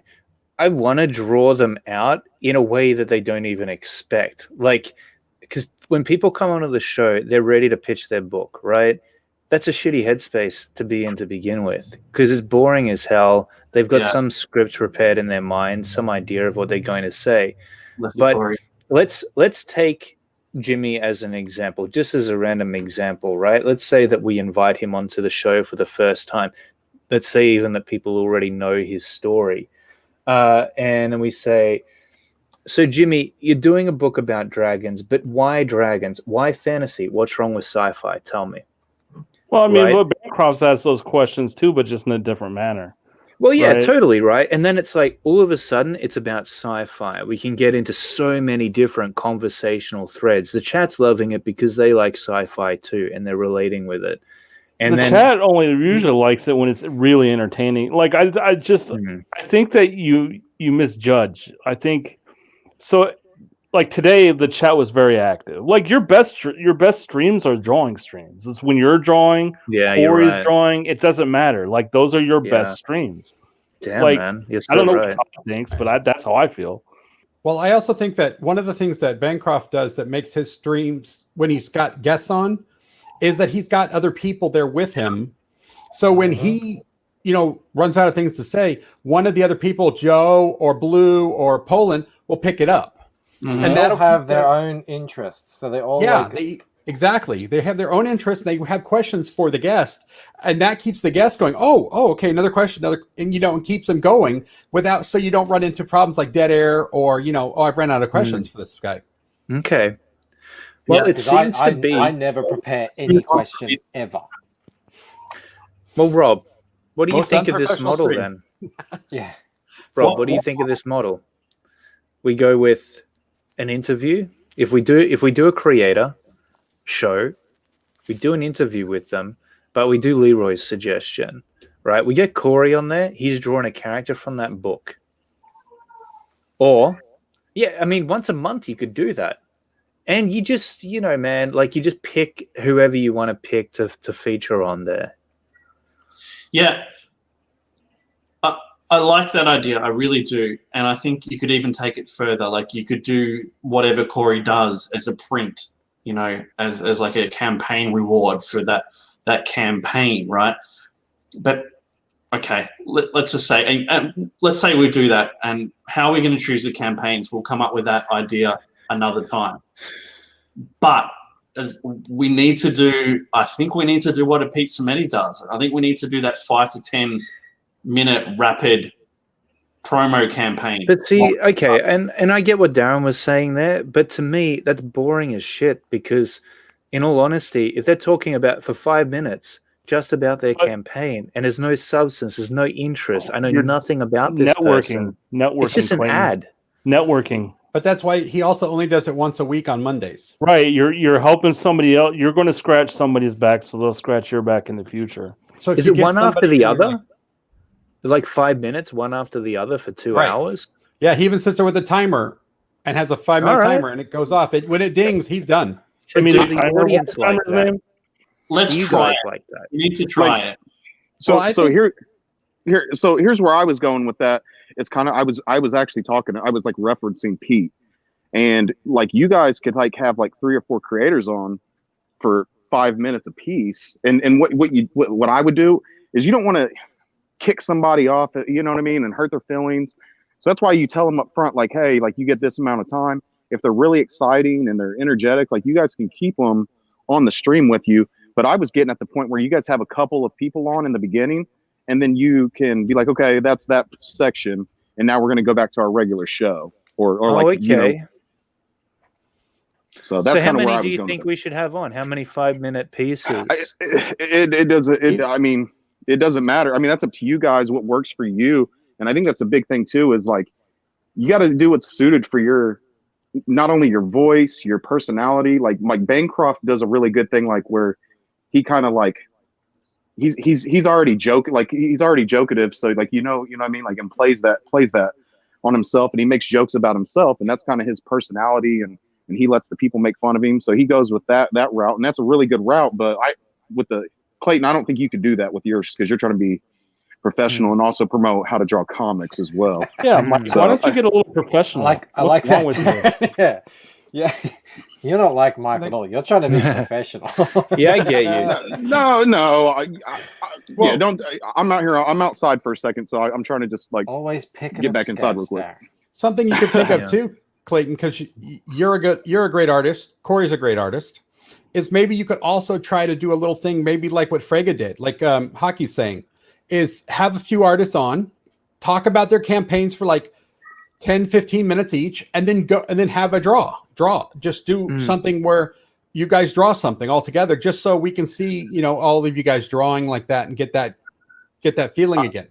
I think, and then I think what Leroy said, Todd, with that is that drawing streams are actually really boring unless you have that personality. So like Clayton is good at that because he does take those and I talk the same way, just so you guys know, like a 2-minute answer. So but that's interesting to watch. Like Clayton, that's why you get that stream where you were coloring was so interesting, is you're talking like what you're thinking, whatever, where other people they have to just sit there and draw and they are completely quiet. You know what I mean? Yeah. Well, what you need, like Fraga figured out, was he needed almost an MC. Yeah. Like you could have Rob doing that, since he's a writer, not an artist, and he could MC it and continue on the conversations with people. People are going to learn. You guys draw. What people are going to learn about Frege doing that for the entire month is he's burned the hell out right now. You can't do that every day for a month. It's impossible. Oh no, I didn't say do it every day. Second No way. of all, That's too much on an artist. I think the conclusion, Clayton, is we need to try some new things and see what works for us. Yeah, I thought today was a Bancroft show, but not with Bancroft. It was your take on it. So you had me and Todd in there for Jason or Joe in Poland or whatever. And then you were asking questions. We learned a lot about Jimmy. We learned that he inked. We learned, that he had been in comics since 1993. I remember that just from your show. That. Yeah. We learned all that today, but it wasn't like you weren't hit over the head with it. See, I feel like that's the model, man. I don't think you guys like the feeling of being sold to. And 5-minute pitches is the opposite of that, isn't it? But then how would you feel about that? It's about networking in that case, though. I know it is. I don't mind getting sold to. Yeah. I'm actually like it when Ethan goes through the campaigns and talks about them, especially his own, because he's so passionate and enthusiastic and having so much fun talking about all the cool shit that he's bringing out. I actually enjoy that. But if it was just that, I probably wouldn't enjoy it. But that's a small portion of his overall show. Okay. Yeah, and to be honest, Leroy's mentioned, we've had this talk, and I'm not saying this is an exact thing, but there's only so much you guys can do for somebody. Yeah, true. And what ends up happening is your guys' reputation on what because you're not going to sit there and say, oh, this sucks, oh, this looks bad, so that kind of when your recommendation, it kind of lowers the effect of it, or that it might have.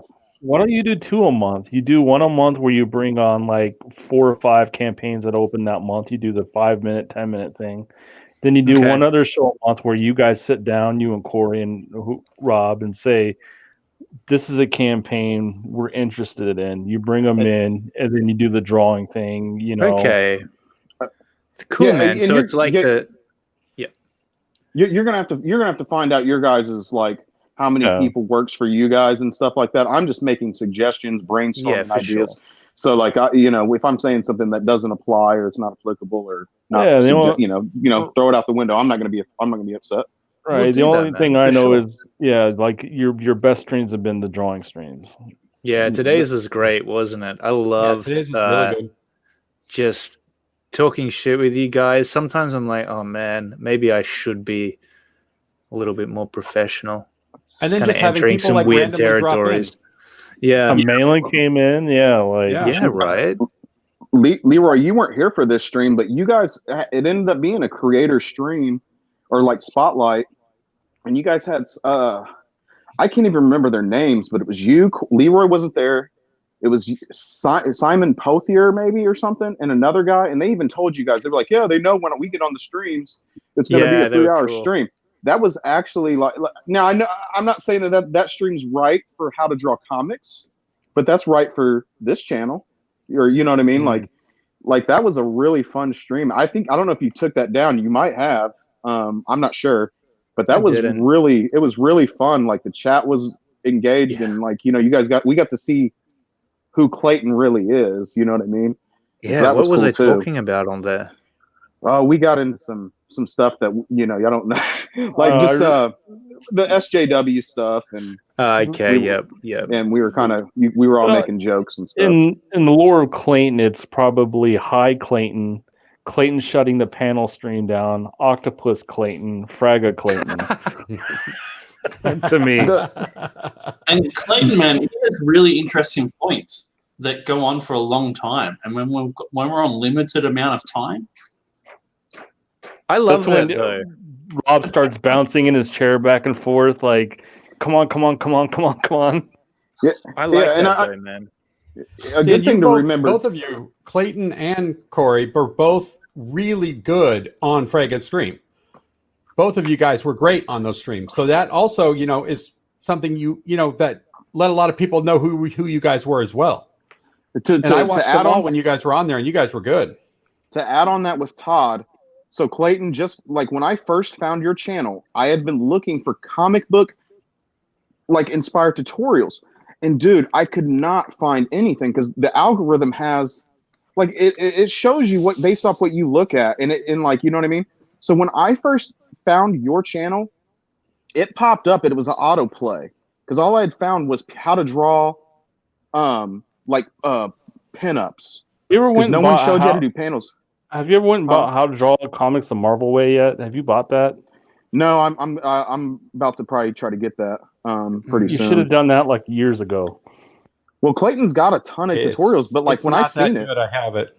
Oh, when I seen it, when I seen your channel, ones are better. I thought your channel was like one of those Indian made channels that like they use like the text to speech. This is how you do whatever because of the name. I'm like, there's no way it's How to Draw Comics. And then like I started so it was playing in the background on my Bluetooth speaker, and I'm like, dude, finally, yes. You thought it'd be Comic Blast. You get to see the real We play? are going to learn how to No. You just comic. Yeah, exactly. Yeah. Yeah. So I was listening to your tutorials as I was doing like some chores and things around the house, and I was just like listening to him, and I was like, this guy tells you like why he's doing it, how he's doing it, and I was like, finally. And Thanks, Christine man. Benner, a lot of us have like mentioned that to you in the chats. I don't know if you've read them, like because I know you're doing a show. Yeah, I'll dude, do like- more of that, man. I'll do more of that for sure. Like, I don't 'cause think you he's going to stop making tutorials, Darren, at all. No, absolutely. But I'm saying, I'm just moving on. I got to scoot. Sorry, guys. But that's all right. Darren, thank you. I really appreciate that. And We're not finished with our list. I got to go, No, man. I'll say, keep going down your list. I'll catch you guys later. See you, Clayton. Bye, Clayton. Bye, Trent. I was gonna say that it is crazy to have someone like John Malin and Dan Fraga like really go to bat for you. That is like so humbling. He's like I can't even express it. It's crazy how cool those people are. Mm-hmm. Yeah, for sure. Like that, but I guess when you've been around this, I mean, Bancroft's probably been around about a year longer than I have, but like it's normal to us now, and I think we just, you know, it's part of the norm. Like it's always been that way, even from the beginning. That Well, and you guys are also adding something like like Rob, you're doing the how to promote campaigns, like the document that you have. Clayton is offering like the tutorials and stuff like that, and then the how to draw comics, and then you guys have gotten way better since I first started. And I think I must have caught you guys when you first started doing it. Like and you guys are getting a lot better. I feel like we're giving back. Like I feel like Clayton and I are giving back. I feel like sure. Rock is giving back. For sure, and that means a lot to Malin. Like it Yeah. really does. Like if he sees you helping others, he's more. He'll come in and help you. You know what I mean? Yeah, and that's one of the things. Like he'll give everyone a shot, and he's got really simple like values. You know, like you do the right thing, put in the work. You know, help other people, don't backstab people, and you'll be good with him. And like he's really clear about what he believes in. As you know, don't be a cunt. Like it's pretty straightforward. And he's been... that was eye-opening for me when I first discovered you guys. And CG was like, oh my gosh, look how friendly everyone is. Look how everyone like wants to help each other, and you know, all these different things from seeing different streams. I was telling my wife that, and I'm like, I can't believe this. After coming from Hollywood, where everything there was, I'm going to stab you in the back the first chance I get, so watch your back. And you've got a cool wife. Like you guys, it's like, wow, everybody actually is friendly and they want to help it. What is this? People want to help each other? I can't talk to my wife about it. I just showed her that Fragga drawing I won the other day. It came in the mail, and she's like, okay. I'm like, whatever. Well, my wife's an executive at Disney, so. Wow.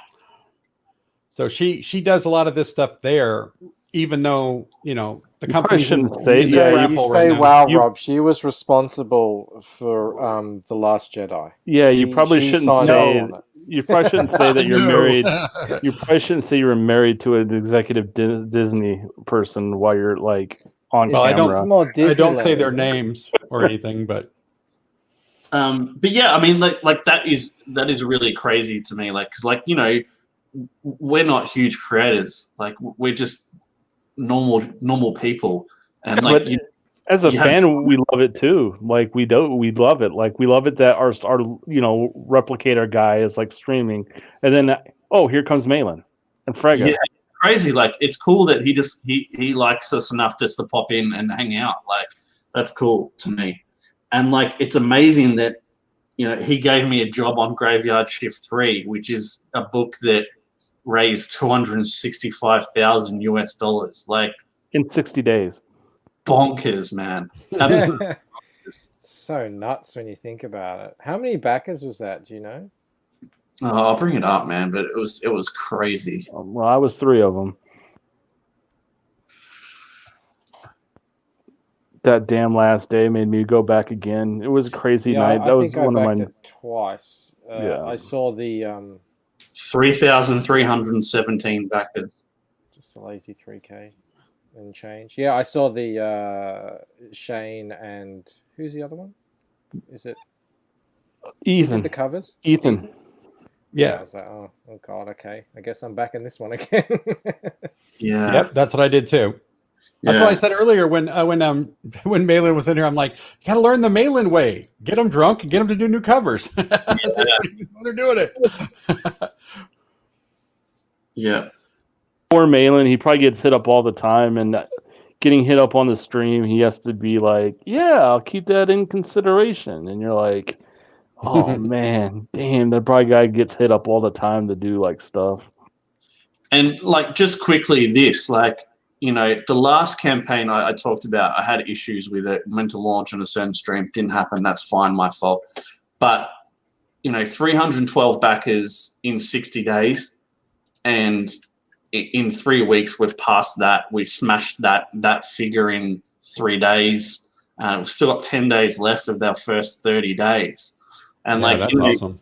They say, like, you know, the mainstream, like, issue 1 is your big issue. It's not the same with Comicsgate, man. You can build this shit. You can improve every time significantly. You know, like I think once you get that Fragga cover in, you're going to see a big jump. Yeah, I hope so. But like, you know, this was in demand, 27,375. We're 3 weeks in, we're at $21,624. Like, we're nearly caught up to that in demand figure already, which is crazy. And it's only been, what, 20 days? Yeah, wow. Yeah, that's awesome. Yeah, it's insane, guys. Like, Well, it's it also crazy. comes down to you put together a hell of a campaign. Yeah, and look at your campaign. It's amazing. And like, you've got some great covers, but even the way you laid it out and you did everything, it's one of the best I've seen. Thank you. Your art sells too, which is Yeah, big. It does. Michael I was would talking. never have backed this if they didn't have those bubbles there. The bubbles was like, all right. I know, mate. I know. Michael was talking about earlier, like some campaigns haven't done well the second time round. I think a lot of it has to do with art, honestly. I think if the art is not there, it's not going to go well. Not only that, but I think we're at the point now where the art has to be good. It's not only has to be good, but I have to like it. You know what I mean? There's people that do good art that it doesn't speak to me. Yeah. Yeah, and when you look at your campaign here, I think there should be people like you, Rob, to be like, okay, you're gonna hire me, and I'm gonna make sure your campaign looks like this. That's happening already in the background, Todd. They're just we're not being made aware in public. No, I'm saying no, I agree with that. And that's what it should be, because if you look at Rob's campaign and then you go look at some of the other campaigns out there, like ones I haven't backed or didn't care about, if they would have looked like this and been this good, I probably would have backed them. We have a very big time creator coming in who's going to have a regular CG creator run his campaign for him. Kanuga. I'm not saying who. Kanuga. Similar, but or related, but I get like to that person. I think is who Leroy's talking about. But yeah, like I mean, yeah, like you're gonna have it's gonna eventually, like people are gonna have to start promote or like putting out like this is gonna be a half. A chance. This is gonna be a $500,000. Some of the smaller guys, some of the. I mean, I'm like Leroy knows, like I'm not in the best financial spot right now, and I've almost felt like pity back. I've almost felt like pity back in some stuff, but yeah, eventually, like that's not even going to be an option anymore. And so yeah, like Rob, I mean, like dude, yeah. Sorry, you got distracted. But yeah, no, Rob, you put together a hell of a campaign, dude. Like yours. The only person who's laid theirs out as good, if not maybe equal, is there. You go. I reference this all the time. You know, I think it just looks fantastic to me. It looks such a good looking campaign, and that is one of the reasons why he's done so well. One of the reasons. Mm-hmm. Mark Wade, yeah, it's Mark Wade Panatra. That's who it is. Well, remember, Rob, the thing I said when we were talking about when we were on your stream doing that the fans thing, I pointed out Bancroft's page here, and I said the way he had it laid out, clean and simple, and then at the bottom he had that setup where he tells you how the book is going. I was like, that was one of the best things I'd seen, because it kept the fans informed, where nobody else had that except Michael. Yeah. Yeah. And I stole it, because that's what I do. I steal good ideas. You're like Blizzard. If you see a good idea, use it. Back when Blizzard was good, they'd see something like, we can do that, but we can do it better. World of Warcraft was nothing but pieces stolen from every other game that was out there. Well, so was Warcraft. I mean... Well, Warcraft was stolen from Tolkien. Right. Yeah. So Blizzard, I mean, though I love those guys, and I'm not talking shit, but they just took shit and made it better. Leroy, just quick question. Sometimes not. I'm curious, when Trent comes, because he's got such a following and loyal fan base, do you think that that's going to transfer over here and people are going to start? I mean, because I think people are already starting to get like more accepting of CG, because it's really not a bad thing. Well, Trent's channel is huge. It's like what, 150,000, 250,000? Yeah. It might even be higher. Yeah, it's absolutely massive. So I mean, that could be a good thing as well too. More fans, yes, exactly. Yeah. What was next on your list, Rob? That was it. It was. I just wanted to say it was like amazing. Oh, we didn't talk about how much we grew How to Draw Comics, but we've added like 7,000 or 8,000 subscribers since we started doing the streams, which is crazy. You think that's a CG bump? You guys have definitely. You're definitely all of chat, 90% of chat at least. But yeah, I mean, everyone in chat is CG that we see. I don't know where the subs are coming from, but it's really good anyway. I just want to talk about Kozor and how amazing it was that they got 441 backers for a first campaign. I think, Todd, maybe if you want to bring that up, maybe if next time you're on the chat, like, you can talk about like first time creators that broke through, like 20K. We can come up with like what breaking through is. Like, I think that would be a good topic to talk about, like Kozor and the Lucent being two of them, but there has to be more than that. So just not coming to mind. Yeah, good idea. Or you can do that as a video on your own channel, because I've been watching your videos too. Yeah, like the one I did first live stream I did the other night, I talked about that kind of stuff and about how much money CG made this year. I did. I watched that one. $5.5 million in 2019 so far, and it's not over yet. I was like blown away by that. I was like, wow. Todd, 2019 is over. I mean 2020. Sorry, I wish it was 2019 again. Those are the good old days, huh? Yeah, this year's been so bad. I've decided I'm not counting it as my birthday because I didn't get to use it. But would you really want to have to go through it again? Like if you went back to 2019, that is true. It's been tough, but good. Well, yeah, actually, I don't 2020, know. the best thing that came out of it so far was I found CG. Because if it hadn't been for the lockdown, as much as I hated it, I would have been gone probably more, and I would never been on YouTube to find it. One thing that shits me is that all the corporations were like, you guys have to come into work 9 to 5 because that's how work is. That's, what you have to do because we say so. And now they realize that, you know what? You don't have to come into work 9 to 5 because you can work from home and we're going to save money by not having you here. And it's like, motherfuckers. Yeah. It took a pandemic for people to believe that was actually possible. Crazy. Anything else you guys want to bring up? Because I'm going to have to wrap it in a minute because my wife's getting some food for dinner. Sandwiches? Chicken and chips. Oh, what I'm having. Having what? He's having chicken and chips now. I'm wondering what I'm having. Not Chips, we chicken. mean hot chips. Not. Now you're like, ooh, I want that too. French fries usually Hey, don't go with chicken in the States.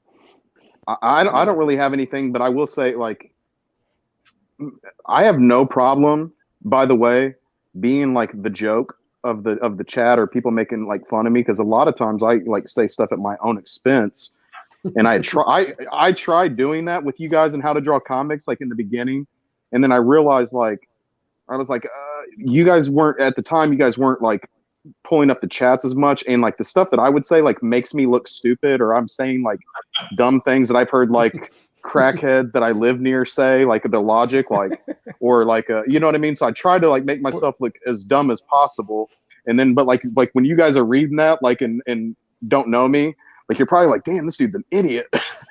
But yeah, I have no problem. Like that's why me and Leroy became friends. Like Leroy picked it up in like the other chats where I'm not as like I'm not filtering myself as much, and he just started like blasting me on like me not ever getting laid or stuff like that, and or like everybody hates me because they're just jealous of how awesome I am, or you know what I mean. So like, or yeah, but yeah, Darren's not here because he's out doing meth. Yeah. A lot of the time stuff goes over our heads too. Like I'll be on a stream with someone and someone will make a joke and I'll be like, what? I don't understand what was said that was funny. I always find that funny, Rob, because surprising at all, Rob. You expect us to go back and explain it to you, but we never do. And you're like, what's so funny? What? Tell me, guys. And we're like, crack a smile. I'm like, you should get jokes. I'm like, I don't understand what was. That was 3 minutes ago, Rob. We're not going back. Yeah. It happens all the time. What about you, Bancroft? Got anything to wrap up with?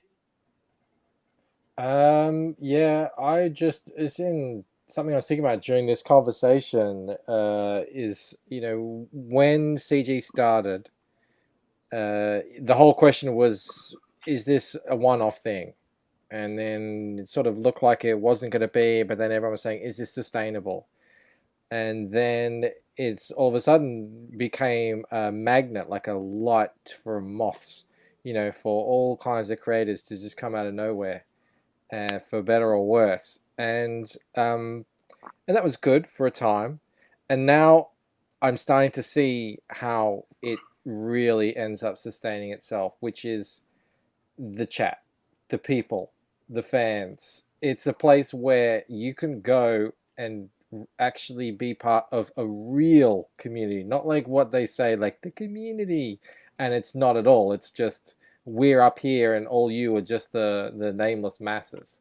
Like you actually can, like, people, they often say, oh, I'm not doing anything, or I've got a project I'm thinking in the future. You don't need it. You can just literally just come here and be you, and you're one of us, and it's a fun thing to do every single day, that you can come and like hang out.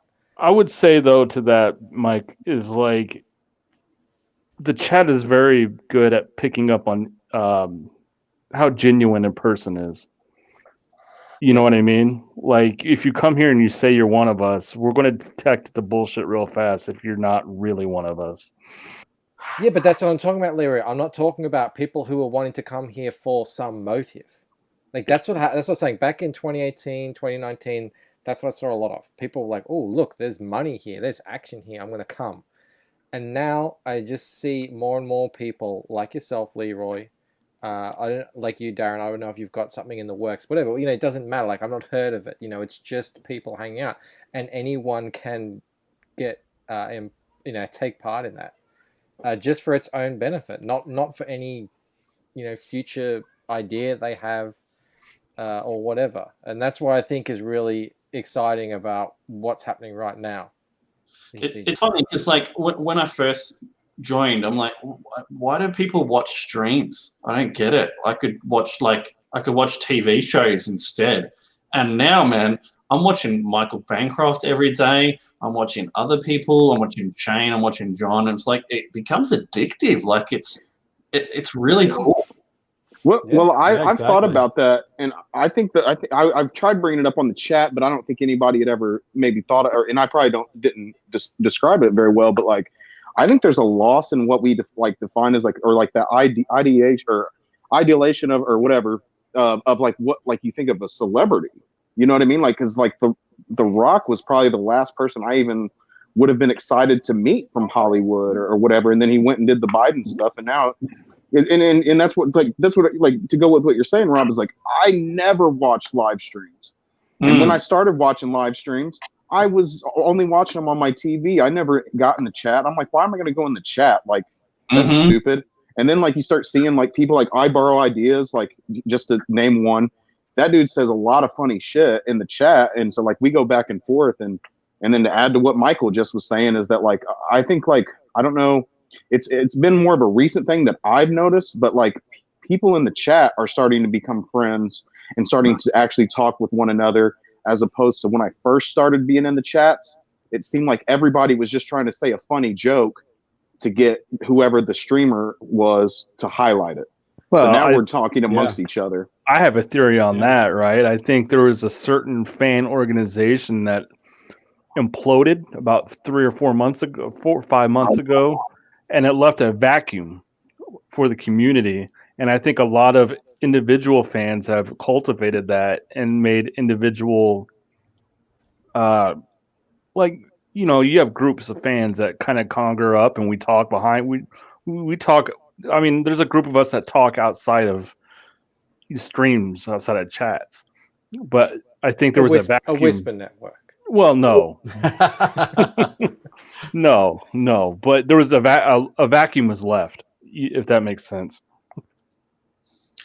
Yeah, I think the same with. why would I go and chat? Why would I send super chats? And now I'm doing all those things.